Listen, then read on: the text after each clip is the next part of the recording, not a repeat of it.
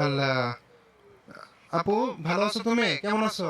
আমি কথা বলতে পারি না প্রতিবন্ধী। কথা বলতে পারো না?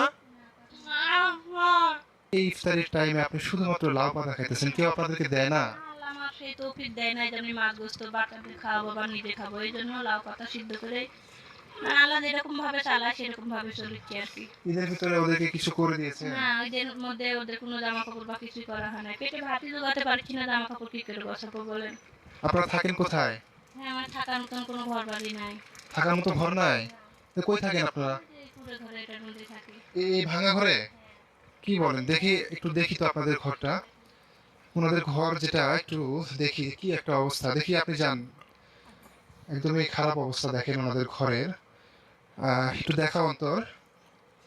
এটা কি দিয়ে বেড়া দিয়েছেন ঘরে? সোলার বেড়া, দেখুন বেড়াগুলো নষ্ট হয়ে গেছে, উড়ে খায়। সোলার বেড়া? তো এই যুগে এসে মানুষ কি